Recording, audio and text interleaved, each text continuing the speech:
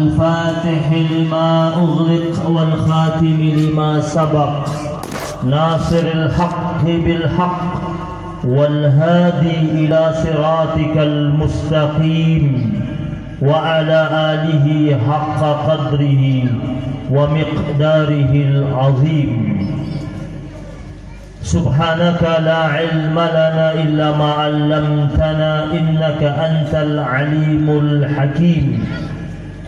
اللهم علمنا ما ينفعنا وارزقنا علما وأرنا الحق حقا وارزقنا اتباعه وأرنا الباطل باطلا وارزقنا اجتنابه وأدخلنا في عبادك الصالحين. سبوح قدوس ربنا ورب الملائكة والروح. Yang sama-sama kita hormati dan kita cintai Sahibul Bait Bapak Haji Joni beserta Ibu Haja Eti dan seluruh keluarga besar yang hadir pada kesempatan kali ini. Para tokoh masyarakat, kepala desa dan seluruh tokoh masyarakat, para sesepuh yang berkesempatan hadir pada kesempatan yang mulia di malam hari ini. Para asatidzah, ada tadi rombongan daripada Ustadz Abdul Fattah yang hadir memimpin acara maulid. Kemudian grup-grup hadrahnya dari sahabat-sahabat kita yang ikut mengiringi pembacaan maulid Simtud Durab, dan para asatidz yang lainnya yang kesempatan hadir pada malam yang penuh dengan keberkahan ini. Alhamdulillah, segala puji bagi Allah Subhanahu wa taala, pencipta kita yang maha melihat segala macam bentuk perbuatan kita, maha menyaksikan segala macam bentuk sikap kita, maha menatap segala macam bentuk tindak tanduk kita, maha mendengar segala macam bentuk permintaan dan permohonan kita serta munajat kita. Dialah Allah Subhanahu wa taala yang setiap saat dan setiap waktu menurunkan rangkaian kenikmatan yang bertubi-tubi dalam kehidupan kita, baik setelah kita memintanya atau sebelum kita memintanya. Bahkan Allah Subhanahu wa ta'ala dengan kemuliaannya yang agung dan rahmatnya yang begitu luas, lebih banyak menghadirkan buat kita nikmat demi nikmat sebelum kita meminta kepada Allah Subhanahu wa ta'ala.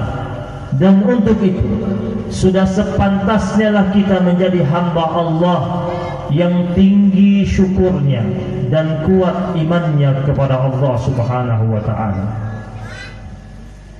Salawat dan salam terus menerus kita persembahkan kepada Rasul pilihan yang selalu indah tutur katanya, bagus akhlaknya, baik perangainya, sopan santun dalam pergaulan, pemimpin agung, panglima yang gagah berani, seorang suami yang bijaksana, pengemban risalah ilahi, penyabar terhadap segala macam bentuk persoalan umat manusia, Rasul yang tak pernah mengeluarkan kata-kata kasar ataupun cacian dalam berdakwah. Allah berfirman dalam Al-Quranul Karim, "Wa ma yantiqu 'anil hawa in huwa illa wahyun yuha." Tidak ada satupun kalimat yang keluar melalui lisan yang suci tersebut berdasarkan hawa nafsunya, kecuali wahyu ilahiyah yang Allah sematkan pada dirinya kemudian disampaikan kepada seluruh umat manusia. Nabiyyur Rahmah, Nabi yang kehadirannya menebar rahmat bagi seluruh umat manusia, bahkan seluruh alam semesta. Wa ma arsalnaka illa rahmatan lil alamin. Tidak kami utus engkau wahai Rasul kecuali mempersembahkan rahmat bagi seluruh alam semesta. Rahmat Nabi bukan hanya pada manusia,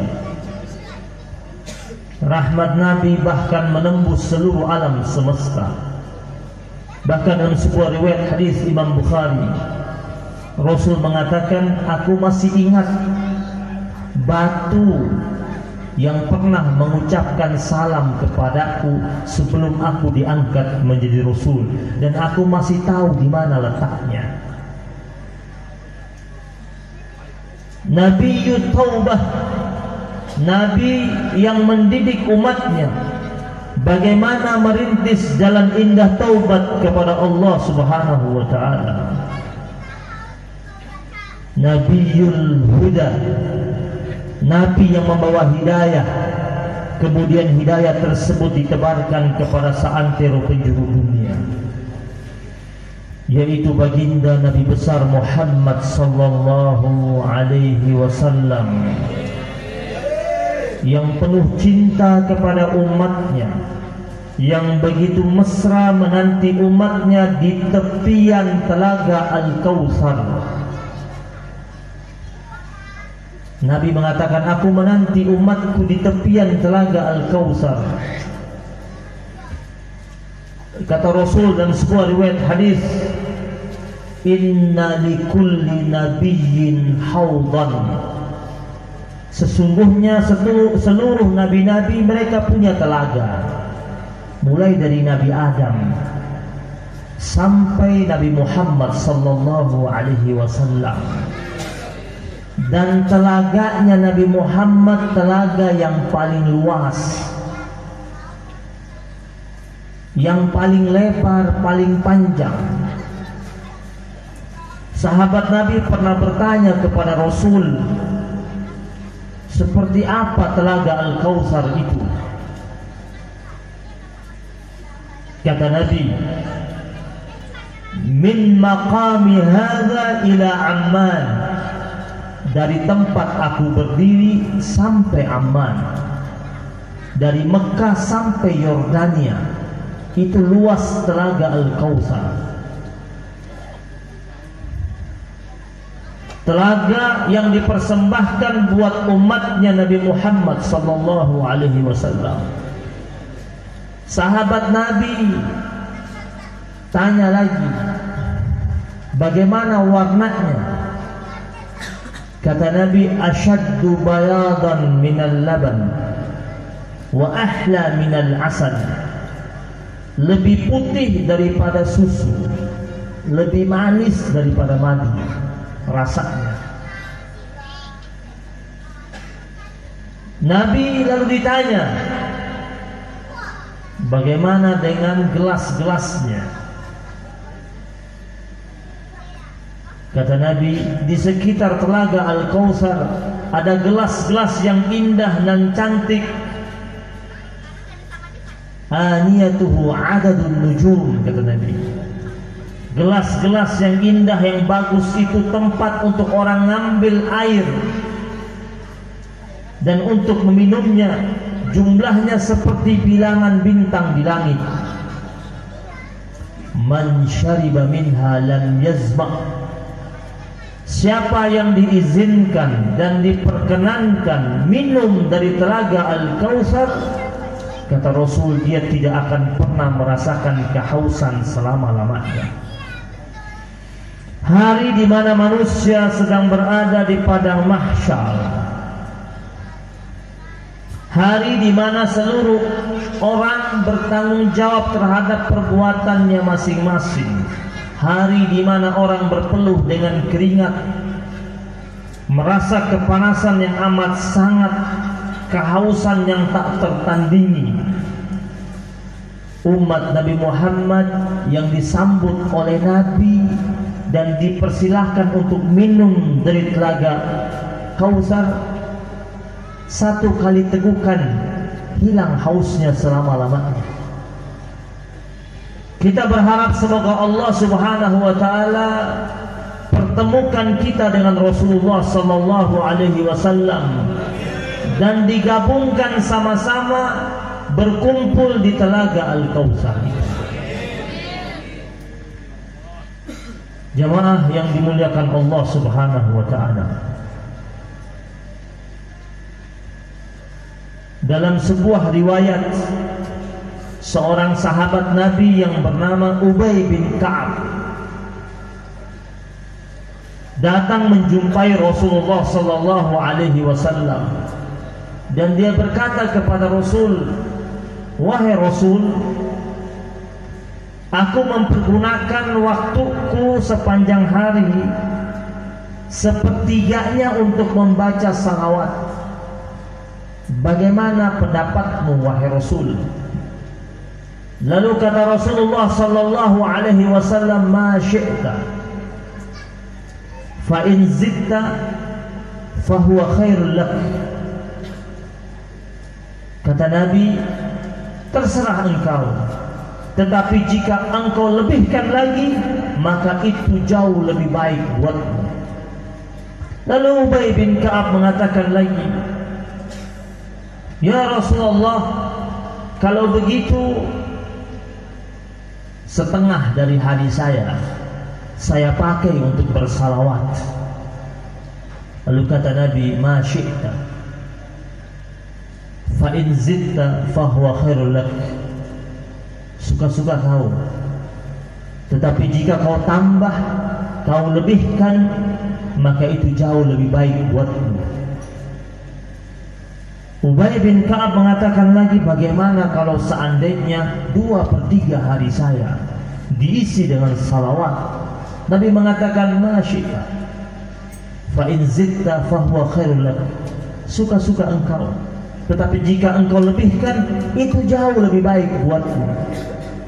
Akhirnya dia mengatakan, "Wahai Rasulullah, bagaimana jika sepanjang hari saya diisi dengan bersalawat?" Rasulullah sallallahu alaihi wasallam lalu mengatakan, "Tukfa hammak wa yughfar laka dhanbak." Kata Nabi, Allah subhanahu wa ta'ala akan mencukupkan segala macam bentuk kebutuhan duniawimu dan ukhrawimu. Dan yang kedua, diampuni segala macam bentuk dosa. Ini fadilah salawat. Mengapa salawat memiliki keistimewaan yang begitu amat sangat? Karena Rasulullah sallallahu alaihi wasallam adalah Rasul yang Allah subhanahu wa ta'ala memujinya melebihi Rasul yang lainnya. Rasulullah sallallahu alaihi wasallam sebagai Nabi pamungkas yang menyerap teladan yang ada pada nabi-nabi sebelum Nabi Muhammad sallallahu alaihi wasallam. Teladan dari masing-masing nabi diserap dan masuk pada pribadi Nabi Muhammad sallallahu alaihi wasallam. Makanya dinyatakan, "Wa innaka la'ala khuluqin azim." Engkau wahai Rasul berada pada tataran akhlak yang amat sangat agung dan mulia. Ini Rasulullah sallallahu alaihi wasallam. Maka kita yang hadir pada peringatan Maulid pada malam hari ini, dan kita mengaku sebagai umatnya Rasulullah sallallahu alaihi wasallam, hal yang terpenting yang harus kita ingat adalah bagaimana kita sebagai umatnya Nabi, kita berusaha untuk mempraktekkan hidup kita mengikuti arahannya Nabi Muhammad sallallahu alaihi wasallam. Salah satu contohnya adalah Nabi tidak memperkenankan umatnya mudah berbohong. Salah seorang sahabat Nabi pernah datang kepada Nabi, tanya sama Nabi, "Wahai Rasulullah, apakah mungkin dalam pribadi seorang mukmin itu ada jiwa pengecut atau penakut?" Kata Nabi, "Bisa jadi." Karena ada orang pemberani, ada orang penakut. Ada orang berani jalan di gelapnya malam. Ada orang ketika jalan di gelapnya malam sambil lari dia, sambil baca ayat kursi kebalik-kebalik, karena terlalu takut. Baca ayat kursi gak habis-habis dia. Nabi ditanya, apakah mungkin ada orang mukmin penakut? Kata Nabi, mungkin. Yang kedua, Nabi ditanya, apakah mungkin ada orang mukmin itu bakhil, pelit? Kayak Bang Madid tuh, pelit tuh, medit tuh. Apakah mungkin? Kata Nabi, mungkin. Karena ada orang mukmin dermawan, ada orang mukmin pelit. Ada yang dermawan hari ini, besok lusa dia pelit. Lalu Nabi ditanya dengan pertanyaan yang ketiga, apakah mungkin seorang mukmin itu pendusta? Apa jawaban Nabi? Lah, tidak diperkenankan dalam pribadi orang mukmin berlaku dusta. Kalau dia mukmin, dia masih punya iman, dia takut berbohong. Jamaah yang dirahmati Allah Subhanahu wa taala. Dalam Al-Qur'an, Allah Subhanahu wa taala berpesan kepada orang yang beriman. Ya ayyuhallazina amanu taqullaha wa kunu ma'as sadiqin. Hai orang-orang yang beriman, bertakwalah kalian kepada Allah dan hendaklah kalian senantiasa bersama orang-orang sadiqin. Kata as-sidq dalam bahasa Arab bisa berarti jujur, bisa berarti benar. Karena orang jujur sudah pasti benar ucapannya, benar perilakunya, benar sikapnya, benar tindakannya, benar keputusannya. Dan Allah bilang, kunu ma'as sadiqin. Kalau kau beriman, kata Allah, hendaklah kalian bersama orang-orang yang jujur. Nabi pun berpesan, alaikum bis-sidqi. Hendaklah kalian senantiasa bersama kejujuran. Fa inna as-sidqa yahdi ilal birr. Karena kejujuran itu menghantarkan seseorang pada nilai kebaikan. Al-bir dalam bahasa Arab itu artinya kebaikan tanpa henti, kebaikan yang tidak musiman. Itu bir.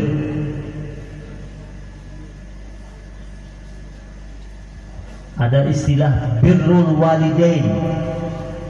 Apa artinya? Berbuat baik pada orang tua terus menerus. Jadi nggak ada itu anak berbakti sama orang tuanya, pas selesai dikasih uang jajan baru dia berbakti. Lagi tidak dapat uang jajan dia ngelawan. Itu bukan birrul walidain. Dibilang birrul walidain, engkau berbakti kepada kedua orang tuamu sekarang, besok, lusa terus, bahkan sampai orang tuamu meninggal dunia. Kebaktian itu belum selesai. Kita terus berbakti padanya lewat mendoakannya dan beristighfar untuknya dan mengeluarkan sedekah buatnya atas namanya. Ada sahabat Nabi tanya sama Nabi, orang tua saya sudah meninggal dunia, apakah sudah selesai bakti saya? Kata Nabi, belum. As-salatu alaihima wastighfaru lahuma. Engkau mendoakannya, kemudian yang berikutnya engkau beristighfar untuknya, kemudian berikutnya wa anta tasaddaqa lahuma, engkau mengeluarkan sedekah buat mereka atas nama mereka. Apalagi engkau mengunjungi kerabat orang tuamu yang masih hidup, pamanmu, bibitmu. Itu kata Nabi. Lalu berikutnya apa? Kunjungi sahabat-sahabat orang tuamu yang masih hidup. Orang tua kita dulu, zaman dulu, bukan yang sekarang. Orang tua kita zaman dulu itu kalau kemana-mana kita dibawa, ya kan? Datang ke kondangan bawa, dikenalin, ini teman ayahmu, teman ibumu, teman SD, teman SMP, dikenalin tuh. Ini mantan pacar ayahmu dulu katanya. Dikenalin tuh. Biar kita kenal. Kita kenal teman-teman ayah kita. Tapi coba lihat orang tua zaman sekarang. Hadir kondangan jangan berdua. Anaknya di mana? Titip sama nenek dan kakeknya. Pas orang tuanya meninggal dunia, teman-teman orang tuanya datang takziah, anaknya bingung siapa nih. Jadi sebenarnya orang tua zaman dulu mereka mempraktekkan hadis Nabi.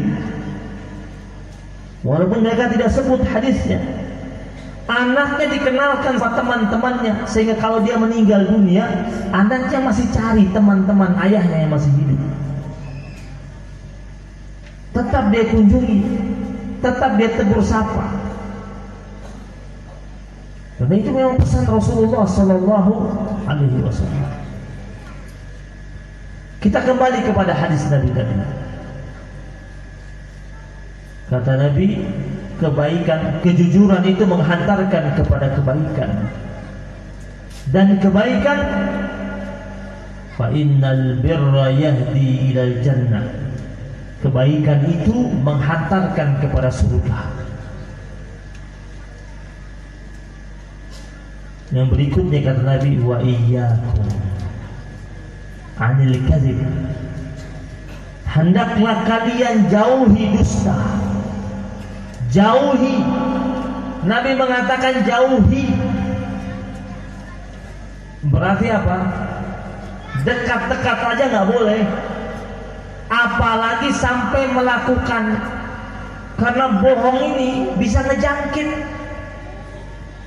Orang baik bergaul sama tukang bohong, lama-lama jadi tukang bohong.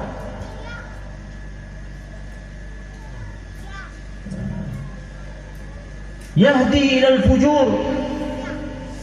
Dan kebohongan itu menghantarkan kepada kedurhakaan, keburukan, kemaksiatan. Jemaah yang dirahmati Allah Subhanahu wa taala. Dulu orang-orang Arab zaman jahiliyah mau bohong saja takut. Padahal mereka belum beriman. Dulu mereka takutnya apa? Kalau bohong ketahuan, mereka bakal diledekin sama teman-temannya. Namanya bakal dibully di atas panggung syair. Si fulan tukang bohong. Sekarang orang bangga berbohong di depan umum. Iya kan?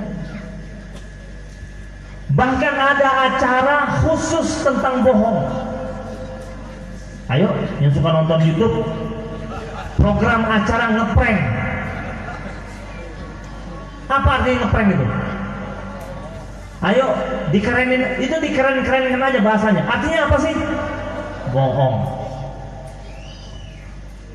Pada nonton, pada like, pada subscribe. Tukang bohong di like, tukang bohong diginiin, terus tukang jujur diapain? Dan ini terjadi. Yang nonton banyak, terus yang buat acara dapat duit banyak. Dapat duit dari hasil apa? Bohong. Terus yang nonton pingin juga bikin acara yang sama. Dia bisa dapat duit dari program ngeprank. Ikut lagi yang lain bikin, ikut bikin. Saya tidak tahu siapa yang pertama kali bikin program acara ngeprank ini, nggak tahu saya. tapi demi Allah dia tanggung jawab di yaumul qiyamah. Ya, kata Nabi, man sanna sunnatan hasanatan falahu ajruha wa ajru man amila biha ila yaumil qiyamah. Yang bikin tradisi baik dia dapat pahala, dan pahala yang orang-orang berikutnya yang melakukannya sampai hari kiamat. Wa man sanna sunnatan sayyi'atan falahu wizruha. Siapa yang melakukan tradisi buruk, dia akan dapat keburukannya, dosanya, dan pelaku-pelaku berikutnya juga melakukannya, dia juga dapat, namanya dosa jariah juga. Nggak tahu siapa yang pertama kali bikin acara ngeprank. Dan orang zaman sekarang ringan berbohong, ringan, enteng bohongnya. Padahal Allah bilang dalam Al-Quran dalam surat An-Nur, wa tahsabunahu hayyinan wa huwa 'indallahi 'azim. Kalian mengira bahwasanya berbohong itu sesuatu yang ringan, perkara yang mudah, yang enteng, padahal itu di sisi Allah besar. Hati-hati. Ada orang tua niatnya mau motivasi anaknya, dia bilang begini, belajar yang rajin, nanti kalau ranking dibeliin hadiah, disebutin hadiahnya, nanti bakal dibeliin. Anaknya lulus dapat ranking, hadiahnya nggak sampai-sampai. Ini yang ketawa-ketawa mungkin pelakunya, enggak ya? Kalau ditanya kok nggak dikasih, itu hanya sebagai penyemangat. Dalam Islam nggak boleh itu, dosa. Ada kejadian di zaman Nabi, ada salah seorang sahabat Nabi, Amir bin Abdullah. Dia masih kecil. Dia bilang, pernah ibu saya suruh saya untuk beli sesuatu di pasar. Ibunya Amir bin Abdullah bilang, nak, kau beli ini di pasar, nak. Pasarnya agak jauh. Ibunya bujuk, kau pergi beli deh. Nanti setelah selesai pulang dari beli, kamu saya kasih hadiah, kata ibunya. Waktu kejadian itu ada Rasulullah. Kata Rasulullah, wahai ibu, emang kau janji apa sih buat anakmu itu kalau dia turuti perintahmu? Kata ibunya, ya Rasulullah, saya janji kasih dia korma. Zaman dulu anak kecil dijanjiin korma bagus, udah senang banget. Lalu apa kata Nabi? Ma innaki law lam tu'tihi syai'an kutibat alaiki kizbah. Kata Nabi, kalau kau tidak berikan apa yang telah engkau janjikan itu, maka engkau akan tercatat sebagai tukang bohong. Jadi jangan anggap ringan ini. Jangan anggap ringan. Ada orang minta dibantuin sama temannya, terus dia bilang sama temannya, kalau kau bantu saya nanti kalau gol ini saya kasih. Gol kagak pernah kasih, tukang bohong. Nabi larang keras ini. Kenapa? Karena Nabi pernah bersabda bahwasanya bohong itu fa innal kadhiba jima'un nifaq, menghimpun segala macam bentuk kemunafikan. Jadi mbahnya munafik itu bohong, mbahnya. Karena orang kalau dia sudah mudah berbohong, dia mudah untuk melanggar janji. Kalau dia sudah mudah berbohong, gampang baginya untuk berkhianat terhadap amanah yang diberikan padanya.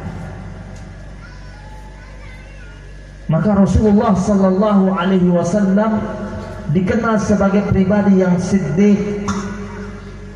Dari kejujuran yang dimiliki oleh Nabi, ia memiliki pribadi yang amanah ketika diberikan amanah atasnya.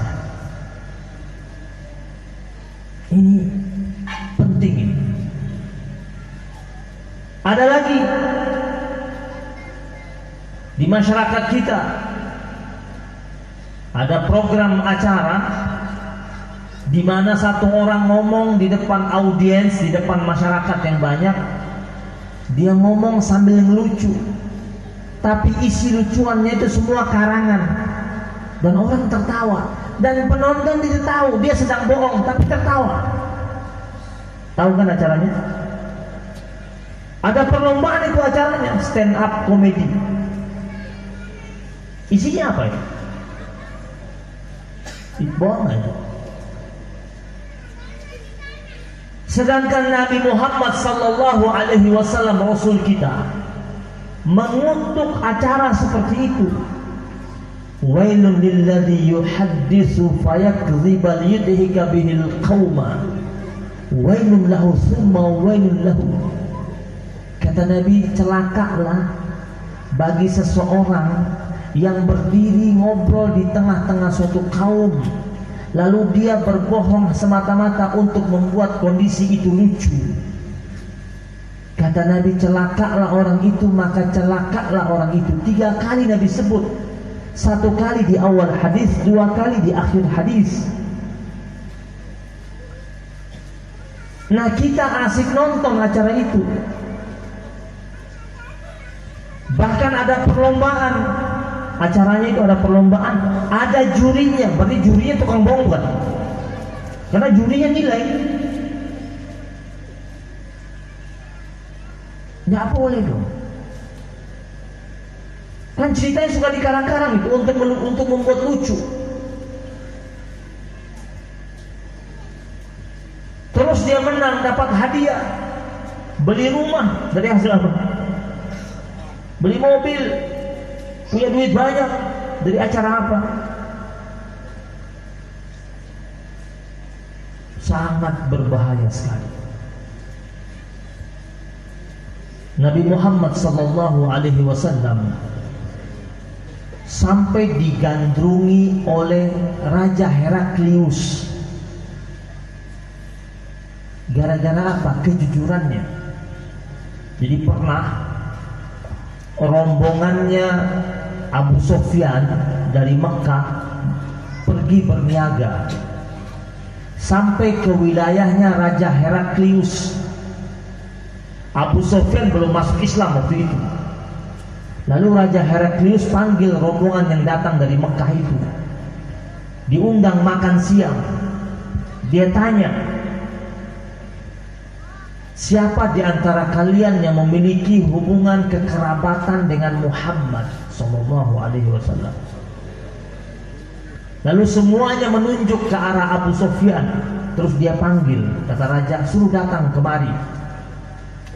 Terus raja panggil Abu Sufyan menghadap. Setelah menghadap, Raja Heraklius mulai wawancara dengan menggunakan penterjemah. Dia tanya sama Abu Sufyan tentang Muhammad sallallahu alaihi wasallam. Dia bilang apa? Aku dengar ada orang di tempat kalian namanya Muhammad. Apakah betul? Ya, betul. Kata Raja Heraklius berikutnya, apakah engkau benar-benar mengenalnya? Kata Abu Sufyan, aku mengenalnya melebihi aku mengenal anak kandungku sendiri. Dia tanya lagi, dari mana silsilah nasabnya? Kata Abu Sufyan, dia lahir dari silsilah nasab yang terbaik di tempat kami. Abu Sufyan jawab apa adanya. Dia tanya lagi, bagaimana kakek buyutnya? Apakah kakek buyutnya itu ada yang jadi raja? Kata Abu Sufyan, tidak ada. Paling mereka kepala kabilah, kepala suku. Ditanya lagi kepada Abu Sufyan, apakah sebelum ini di tempat kalian ada yang pernah ngaku jadi nabi? Kata Abu Sufyan, belum pernah ada, baru kali ini dia ngaku jadi nabi. Abu Sufyan ditanya lagi, bagaimana pengikutnya? Apakah dari orang-orang kaya? Kata Abu Sufyan, pengikutnya dari kaum mustad'afin, orang-orang lemah dan tertindas. Ditanya lagi, apakah pengikutnya setelah memeluk agamanya keluar kembali? Kata Abu Sufyan, tidak ada, bahkan semakin bertambah tiap hari. Raja Heraklius semakin penasaran dan semakin dia bertanya tentang pribadi Nabi Muhammad sallallahu alaihi wasallam. Dia bilang lagi, dia tanya, apakah engkau pernah menyaksikan dari masa kecilnya sampai dia mengaku jadi nabi, dia pernah berbohong satu kali saja? Nggak usah banyak-banyak, satu kali saja. Kata Raja Heraklius. Apa jawab Abu Sufyan? Kita tidak pernah menyaksikan dia berbohong dan bahkan mendengar dia berbohong satu kali saja. Lalu apa kata Raja Heraklius? Ini kisah ini ada dalam kitab Sahih Bukhari. Apa kata Raja Heraklius? Orang yang baru saja kita bicarakan itu, nanti dia akan menguasai banyak belahan dunia, bahkan sampai negeri tempat aku berdiri ini, kata Raja Heraklius, Romawi, bakal akan dikuasai oleh pasukannya. Dan Raja Heraklius mengatakan apa? Kalau aku masih panjang usiaku dan dapat bertemu dengannya, aku rela untuk membasuh kakinya. Ini Raja Heraklius belum masuk Islam, belum syahadat, sudah bilang apa? Mengakui tentang kenabian Nabi Muhammad sallallahu alaihi wasallam. Karena dalam kitab-kitab sebelumnya sudah mengkisahkan tentang pribadinya Rasulullah sallallahu alaihi wasallam. Makanya Nabi Musa alaihissalam itu sempat bertanya-tanya ketika Allah bilang sama Nabi Musa, Musa kalim wa Muhammadun habib.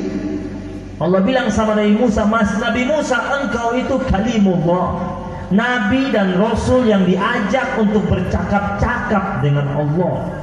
Tetapi ada nanti Nabi berikutnya namanya Muhammad Habib, kekasihnya Allah Subhanahu wa ta'ala. Spesial. Ini Rasulullah sallallahu alaihi wasallam. Makanya jemaah yang dirahmati Allah Subhanahu wa ta'ala, jangan pernah berhenti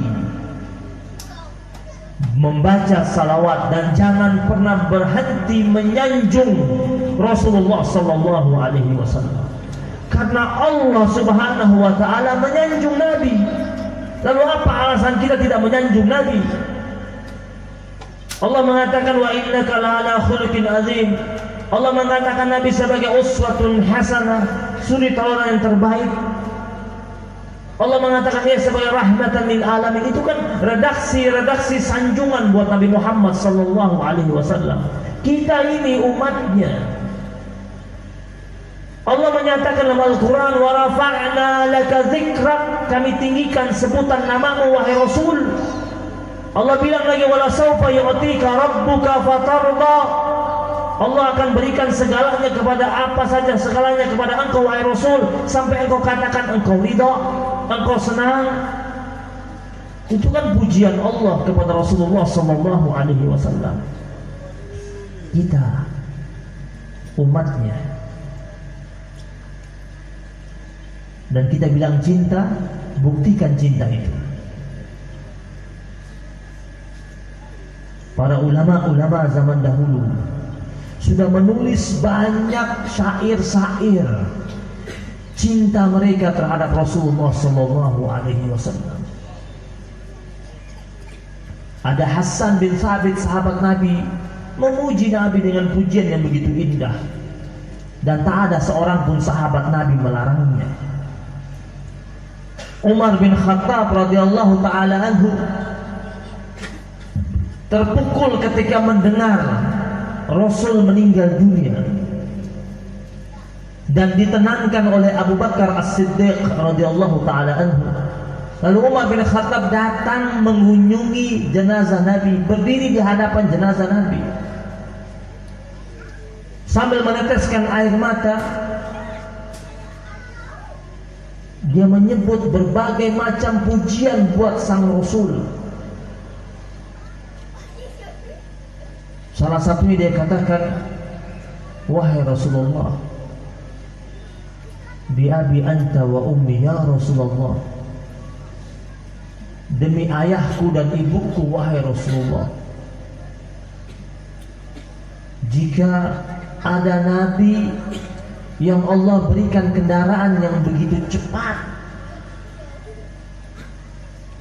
dengan kecepatan angin, yaitu Sulaiman alaihissalam, lalu bagaimana dengan engkau wahai Rasul, yang diberikan oleh Allah kendaraan yaitu Burak, yang kecepatannya melebihi kecepatan cahaya? Ini pujian Umar bin Khattab di depan jenazahnya Rasulullah sallallahu alaihi wasallam. Panjang redaksi pujiannya, dan tak ada seorang pun sahabat melarangnya. Kita kalau lagi jatuh cinta sama seseorang, orang yang hitam aja kita bilang dia putih, itu lagi ngegombal itu kan. Kalau Nabi kita puji, itu memang sejatinya begitu Nabi. Coba kalau lagi sayang,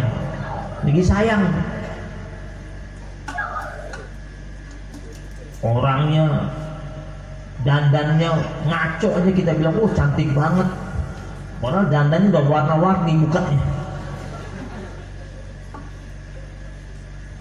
Nabi tidak ada cacatnya, makanya dikatakan maksum, terjaga Rasulullah sallallahu alaihi wasallam dari segala macam bentuk pengaruh buruk, dan terjaga dari segala macam bentuk kemaksiatan. Rasulullah sallallahu alaihi wasallam. Banyak tadi kita baca Simtud Durar, itu isinya pujian tentang Rasul, isinya tentang sejarah hidup Nabi, dari awal kelahirannya, masa kecilnya, remajanya, masa diangkat jadi Rasul, mukjizat yang dia miliki, perjuangannya, tentang orang tuanya. Kita bilang cinta kita sama Nabi, tapi kita tidak tahu sejarah Nabi, omong kosong berarti cinta kita sama Nabi. Kalau kita sering membaca riwayat hidup Rasulullah sallallahu alaihi wasallam, maka kita pasti memiliki jiwa yang semangat. Ingat asal muasal muncul qasidah Al-Barzanji, itu muncul di zamannya Salahuddin Al-Ayyubi, di zamannya kekhalifahan An-Nasir. Yang mengusulkan pertama kali adalah iparnya Salahuddin Al-Ayyubi yang bernama Muzaffaruddin Ghekburi, salah satu bupati di wilayah Suriah Utara, yang setiap waktu di wilayahnya dia bikin peringatan Maulid. Masyarakatnya adalah masyarakat yang memiliki semangat keislaman yang begitu kuat. Terus iparnya Salahuddin Al-Ayyubi yang bernama Muzaffaruddin Ghekburi ini, dia usulkan kepada Salahuddin Al-Ayyubi yang waktu itu menjabat sebagai gubernur untuk bikin perayaan Maulid. Salahuddin Al-Ayyubi mengusulkan kepada Khalifah An-Nasir. Diterima usulannya, dibikinlah sayembara. Siapa yang bisa bikin syair-syair pujian buat Rasulullah sallallahu alaihi wasallam? Akhirnya dimenangkan oleh salah seorang ulama yang bernama Syekh Ja'far Al-Barzanji. Kemudian syair Al-Barzanji itu dipakai sebagai penyemangat pasukannya Salahuddin Al-Ayyubi, sebagai syiar. Dan apa yang terjadi?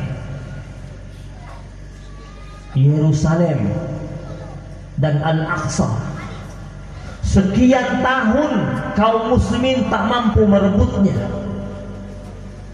Sekian tahun kaum muslimin mengalami kekalahan. Sekian tahun kaum muslimin tiarap dan lemah. Gara-gara tiap malam mereka rame-rame baca Al-Barzanji, butuh waktu 3 tahun cuma. Dari tahun 580 Hijriah sampai 583 Hijriah.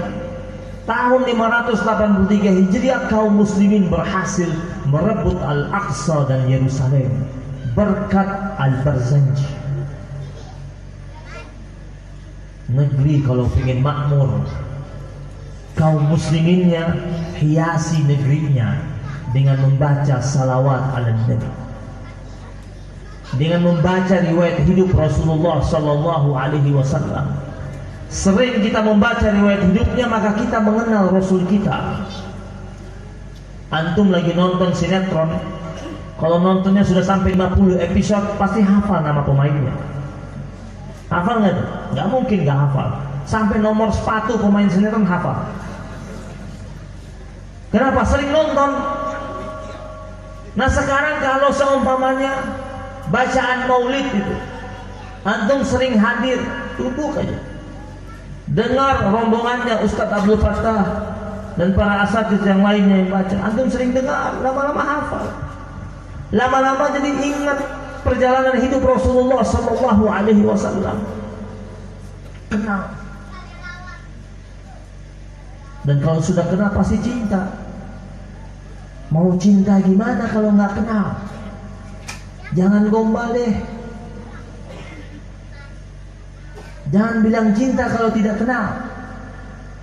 Harus kenal. Bilang cinta sama Nabi ditanya nama lengkap Nabi, bingung.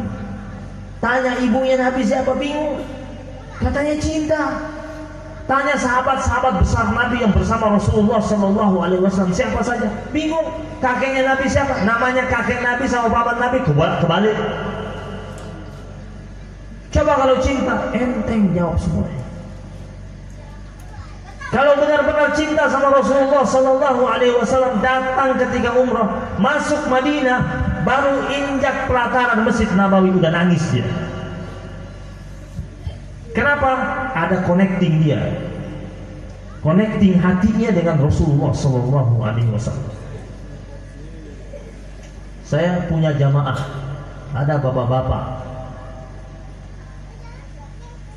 dia PNS dia. Sekarang udah pensiun. Tiap tahun berangkat haji, tiap tahun berangkat umrah. Kalau dilihat dari gajinya, nggak mungkin. Waktu kita tanya apa yang dia cerita, saya modal saya cuma satu, salawat katanya. Dia yakin banget sama salawatnya, yakin banget. Dia bilang, kalau saya baca salawat berarti saya akan mengikat diri saya dengan Rasulullah. Masa Rasul nggak panggil saya? Saya yakin Rasul panggil saya. Dan kalau sudah dipanggil ke Madinah, pasti saya ke Mekah. Itu dia lakukan dari masa dia muda. Tiap tahun dia berangkat. Ada saja yang ajak dia berangkat haji. Plus dulu ini berangkatnya. Haji plus dulu diangkat, ajak berangkat. Last minute dapat visa berangkat. Umroh setahun itu bisa 2-3 kali dia berangkat. Yakinnya apa satu? Kalau acara di kantornya belum mulai, dia maju ke depan. Teman-temannya lagi duduk ngobrol sebelum acara mulai, acara seminar atau lokakarya. Dia maju ke depan, dia bilang apa? Ayo yang muslimin, muslimah, sambil nunggu acara mulai, mari kita baca salawat. Dia nggak peduli mau ikut, nggak ikut, yang penting dia baca. Hanya ada yang ikut, dikit-dikit ikut, dia baca aja. Nah, acara udah mau dimulai dia berhenti. Yakin. Jemaah yang dirahmati Allah Subhanahu wa taala. Meneladani Nabi keharusan. Karena itu bukti kita sebagai umatnya Rasulullah sallallahu alaihi wasallam. Walaupun kita tidak akan bisa persis seperti Nabi. Tidak akan bisa persis seperti Nabi. Nabi itu kalau makan sudah sampai pada tahapan halalan thayyiban, halal dan baik. Kalau kita masih berhenti di halal. Kalau mau ikut Nabi, makannya harus halal thayyib. Contoh nih, Nabi kalau makan daging kambing bagian apa? Paha. Coba cari riwayat, apa pernah Nabi makan jeroan? Jeroan itu halal, tapi tidak thayyib. Nabi makan nggak? Nabi nggak makan. Kalau kita masih makan tuh.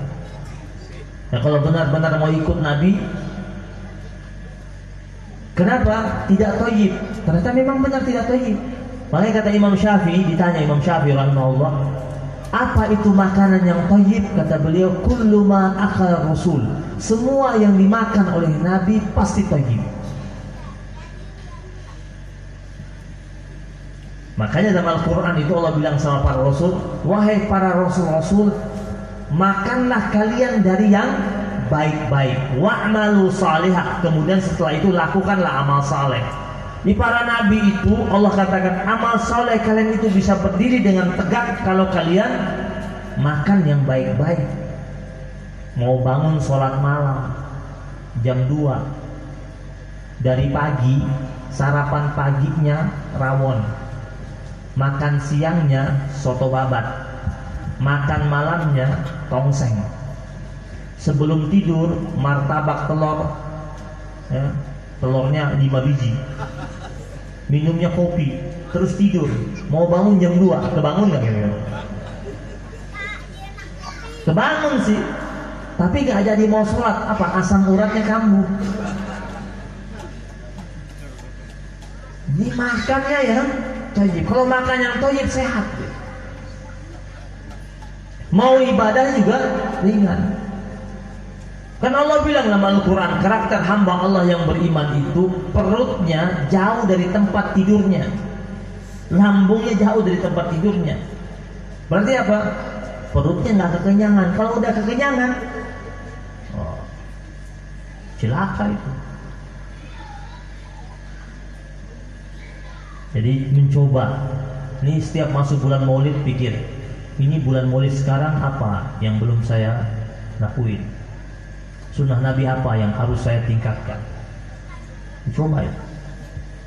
Jemaah yang dirahmati Allah Subhanahu wa taala. Sahabat Nabi berbagai macam cara mereka menunjukkan cinta mereka kepada Nabi. Ada salah seorang sahabat Nabi, dia dulu pernah jalan sama Nabi, lewat satu tempat yang ada rantingnya. Ada ranting pohon. Ranting pohon itu rendah. Kemudian Nabi menunduk lewatin ranting itu, dan dia pun menunduk ikut Nabi. Beberapa waktu kemudian dia lewat lagi di tempat yang sama. Ranting pohon itu sudah tidak ada, dan sahabat Nabi ini lewat di tempat tersebut, tetap dia nunduk tetap nundukin kepalanya. Sampai sahabat-sahabat Nabi lain tanya, kenapa kau menunduk? Dia bilang, dulu saya pernah lewat sama Nabi, ada ranting di sini, dan kami menunduk ketika melewat. Rasul menunduk, maka sampai sekarang kalau saya lewat tempat ini, saya menunduk ikut Rasulullah Sallallahu Alaihi Wasallam. Ekspresi apa itu? Cinta. Gak ada sahabat Nabi bilang, lu lebay banget sih. Gak ada. Itu cinta.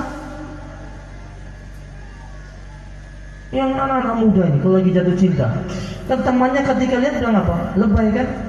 Tapi menurut dia yang jatuh cinta tidak lebay.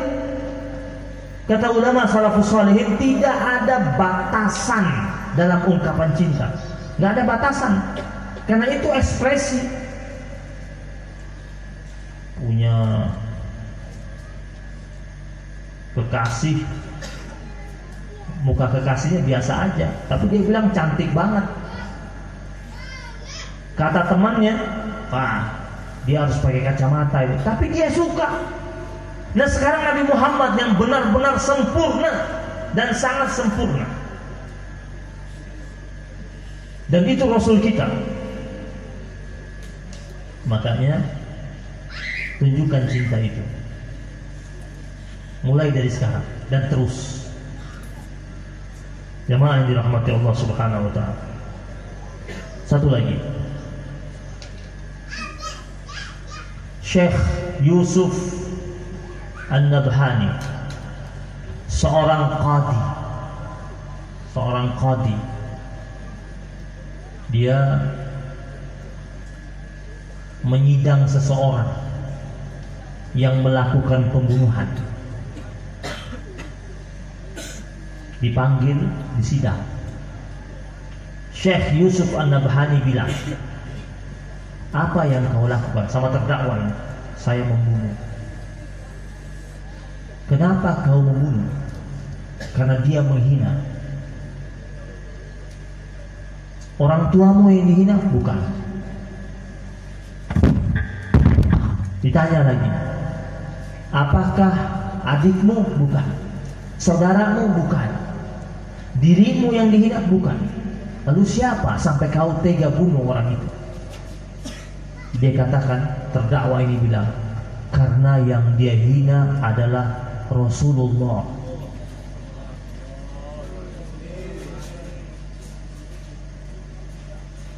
Dia bilang, saya tidak tahan dengan hinaannya. Yang dia hina itu adalah kekasihnya Allah. Yang dia hina itu Nabi saya, panutan saya, manusia yang sangat sempurna. Syekh Yusuf An-Nabhani ini kemudian dia turun dari kursinya, menemui terdakwa itu, dan dia tanya, mana tanganmu yang kau pakai untuk menikam orang itu sampai tewas? Terdakwa itu tunjukkan tangannya, tangan kanannya. Kau pakai dua tangan? Tidak, saya pakai satu tangan ini. Syekh Yusuf An-Nabhani, seorang hakim agung pada waktu itu yang sangat alim dan saleh, mengambil tangan terdakwa itu dan dia cium bolak-balik. Dia bilang, ini adalah tangan yang mulia yang dipakai untuk membela kehormatan Rasul. Mana mungkin aku jatuhkan hukuman kepadamu. Dan saat ini juga aku tinggalkan jabatanku karena tidak mau aku hukum orang yang membela kehormatan Rasulullah Sallallahu Alaihi Wasallam. Berhenti dia, dan sampai akhir hayatnya dia kerjaannya hanya mengajar saja. Berhenti dari jabatan hakim agung, jabatan yang terhormat pada waktu itu, semata-mata demi kehormatannya Rasulullah Sallallahu Alaihi Wasallam. Ini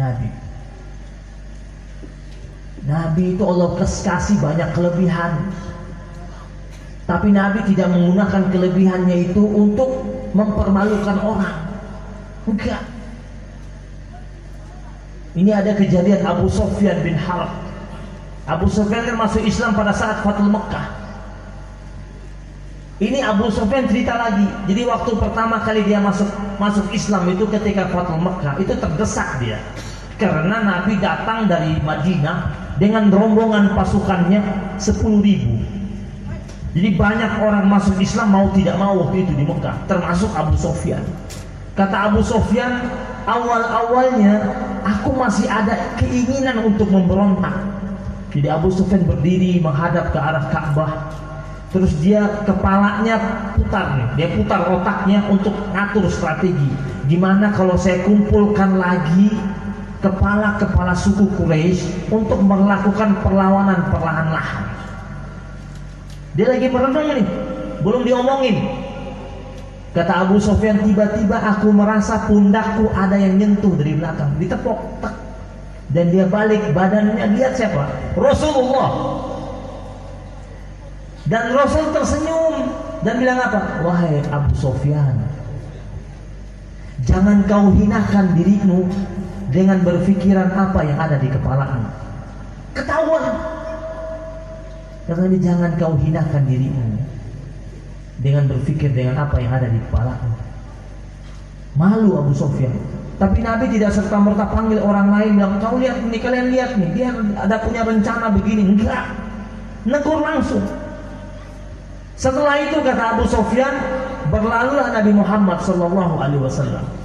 Beberapa hari kemudian Abu Sufyan datang lagi ke Ka'bah. Ketemu dengan dua orang sahabat lamanya, yang dua-duanya juga baru masuk Islam, tapi masih setengah-setengah. Terus masuk waktu zuhur, karena Mekah itu sudah ditaklukkan. Masuk waktu zuhur, Bilal naik ke atas azan. Ketika Bilal naik ke atas azan, dua orang temannya Abu Sufyan bilang, andai kata ayah kami masih hidup, pasti ayah kami malu lihat Bilal yang dulunya budak, sekarang dapat posisi terhormat naik ke atas Ka'bah mengumandangkan azan.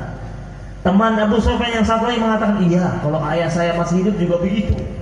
Pasti sangat terpukul lihat ada seorang budak yang sudah merdeka sekarang berdiri di atas Ka'bah mengumandangkan azan. Tiba-tiba kata Abu Sufyan, datang lagi Rasulullah SAW. Dan sebelum itu Abu Sufyan sempat bilang sama teman-temannya, dia bilang apa? Aku tidak berani mengucapkan apa-apa karena bebatuan yang ada di tempat ini pun mendengar apa yang kita ucapkan. Karena Abu Sufyan sudah mengalami. Teman-temannya bilang, ah masa sih? Akhirnya datang Rasulullah SAW. Dan Nabi bilang apa? Nabi ulangi ucapan orang temannya Abu Sufyan. Andai kata ayah kalian berdua masih hidup, mereka pasti malu hati. Pasti mereka terpukul lihat seorang Bilal yang dahulunya budak, sekarang dia sudah merdeka dan mengumandangkan azan di atas Ka'bah. Pucat dua orang teman Abu Sufyan. Dan engkau Abu Sufyan, engkau mengatakan bahwasanya bebatuan di tempat ini pun dapat mendengar apa yang engkau ucapkan. Semenjak saat itu kata Abu Sufyan, gue nggak berani macam-macam. Rasulullah Sallallahu Alaihi Wasallam.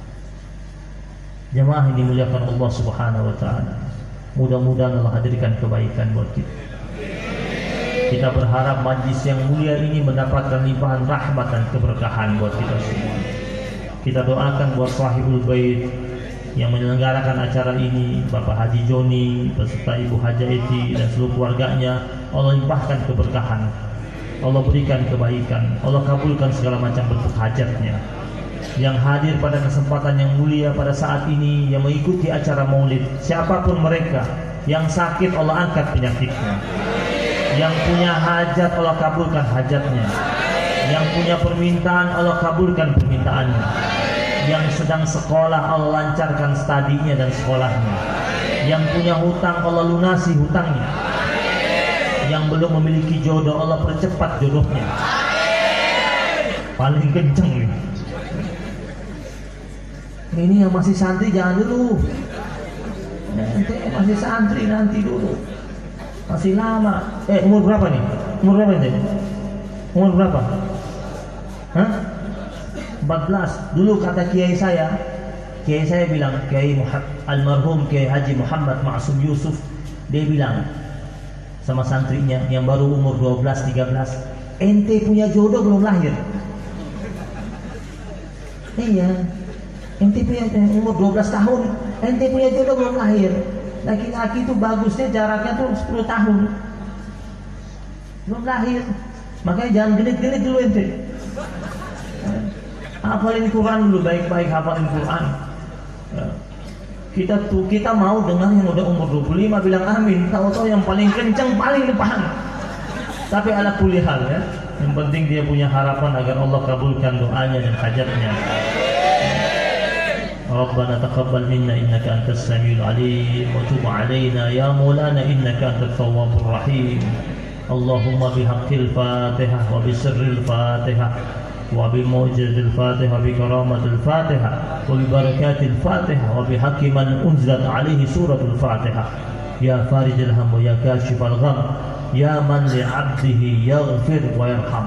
اللهم اجعل إسلامنا إسلام المسلمين وإيماننا إيمان المؤمنين وصلاتنا صلاة الخاشعين ونيتنا نية المخلصين وسجودنا سجود المتواضعين وذنوبنا يا الله ذنوب المستغفرين واجعل حياتنا حياة العلماء وموتنا بموت الشهداء وأدخلنا الجنة مع الأنبياء عليهم الصلاة والسلام. ربنا هب لنا من أزواجنا وذرياتنا قرة أعين واجعلنا للمتقين إماما. ربنا آتنا في الدنيا حسنة وفي الآخرة حسنة وقنا عذاب النار. وصلى الله على سيدنا محمد النبي الأمي وعلى آله وصحبه وبارك وسلم. الحمد لله رب العالمين. سبحانك الله بحمدك أشهد أن لا إله إلا أنت أستغفرك وأتوب إليك.